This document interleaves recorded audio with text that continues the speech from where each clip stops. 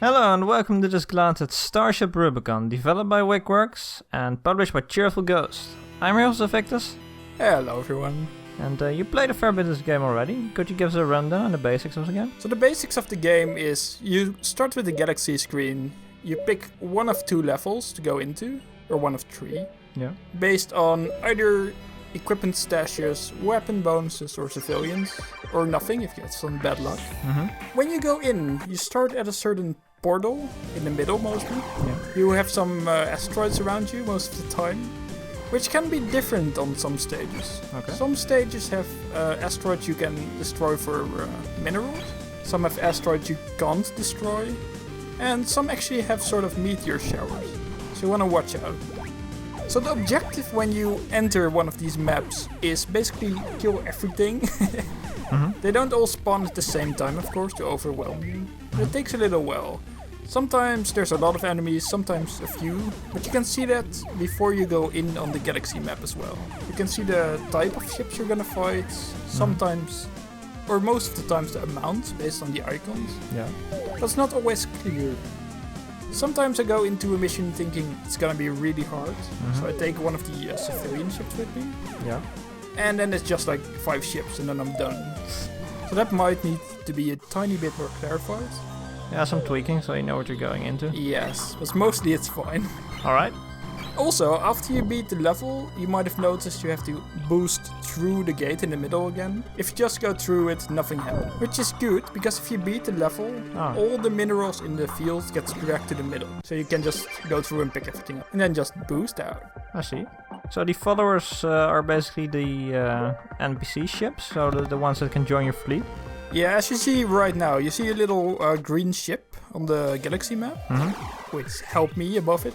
Yeah, that's correct. It basically says there's a civilian ship. If you go to that level and rescue the civilian, you are able to sort of summon them for you. They sort of join your party on the left side of the screen in the UI. Yeah. So the next time you go into a battle, you can either choose one or two, doesn't really matter, to follow you into combat. Now what you don't want to do is, well, take everyone with you, which I did a few times. Because they have a certain cooldown. Some of them you can use every single mission, like a robot, I think. Which is a sort of fake human chatbot, which spreads itself across the internet. Whenever he dies, he just uploads back to the mainframe, you can use him the next mission. But if you take one of the others, you have to wait 3 to 5 turns. Or 5 jumps. Well, that's an interesting mechanic. So you can get the weapon drops as well. What do you think about the diversity of weapons in this game? There's quite a few different weapon drops you can get, or weapon upgrades. So far I've gotten increased range, increased spreads, increased damage, of course. I'm pretty sure I got a speed upgrade as well. And on top of that, you of course have some extra HP and that kind of stuff. Extra shields, extra armor. Oh, so it's not only weapon upgrades, it also upgrades your overall stats on your ship? Yes, correct. And doing those upgrades is not as easy as just getting them. You actually have to place them in a sort of hangar grid. You only have a certain spots to place them in. You gotta be a tiny bit careful. So it's similar to inventory Tetris in the old RPG games, I would say? Yes, yeah, sort of. Although some of the upgrades actually lock in and you cannot move them afterwards. So you want to be careful with those? Yes. Alright. So this game calls itself a casual roguelike. You can apparently relaunch your ship on death if you have enough crystals, which are the blue things that drop from enemies. Yes, correct. So what do you think about that? I like it, to be honest. Just that easy. I have had a few runs end with me, well, basically being really stupid, like bouncing into a ship, bouncing into a weapon, or rocks, or whatever. So basically just silly deaths? Yes, a lot of them. Alright. And then you can either continue using your credits you currently have, or you can just bank the credits and use them for new ships. Yeah, I was about to ask, how does it mix in with the credits that you use for unlockables? Yeah, it's the same credits. So you either bank it or you continue. So we talked a bit about the level structure already. So as you can see on the screen right now, you have a few nodes, and at the end there's some kind of blue area. What's the blue object at the end? So the blue marks are basically the jumps towards the next zone. Before the blue marker, you always have a boss fight, like we can see right now. Mm-hmm. Boss fight is, I would say, a bit harder. It's not the worst, to be honest. Some bosses are quite annoying, but this one is really easy. In my experience, I just thought there were some enemies with a bit more difficult mechanics, but not really boss worthy. Just a lot of HP.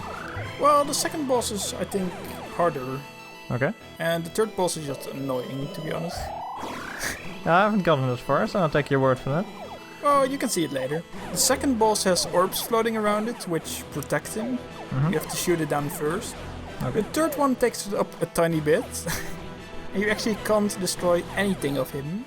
But you have to drag timed bombs in range of it and then shoot it down. So indirect damage. Yes, which is quite annoying, to be honest. Because the bombs don't really want to go close. I see. Okay, so what did you think about the control scheme of this game? At first I had to get a little bit used to it, but it works out rather nice. You hold right mouse button to fly, which is... I had a bit of problem, like I said at the start. You shoot with left mouse, of course, which I expected. And you can boost with shift, which is really good. Okay, so the right mouse button is just your basic propulsion and shift is your booster. Yes. Also you have spacebar for special abilities, of course. Like the blink we just used. Okay. So that works rather nice. Also a little thing I noticed like 4 runs in, because I'm blind apparently. Yeah. It's when you shoot, your shield goes away. Oh. So yeah. Yeah, I didn't notice that either, so... No, that's why I died quite a lot of times. Maybe it depletes the energy, I'm not really sure about it. Yeah, okay. If you hold left mouse button, your shield is basically completely gone. Well, that explains a lot, actually. Yeah, you could have planned it out. So, this game also has a level editor and options for custom ship graphics based on Lua scripting. The option to really incorporate the Steam Workshop into this. So that might be a good, well, expansion on the game, I would say. Yes, I'm looking forward to that. So what's your overall opinion on this game? I liked it a lot, actually. This is basically my type of game.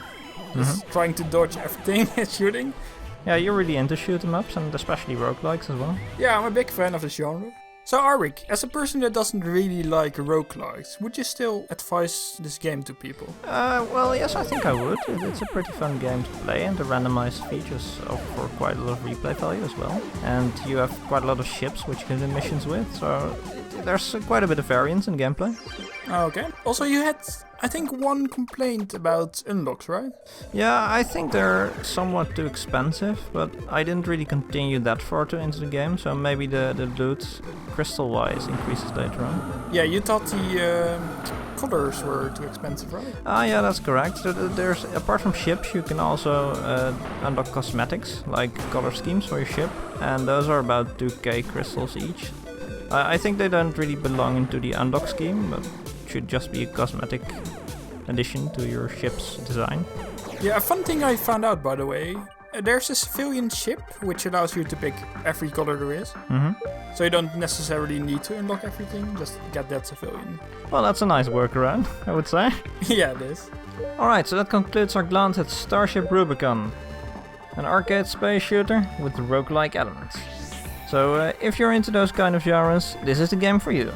We hope to see you next time. See you later.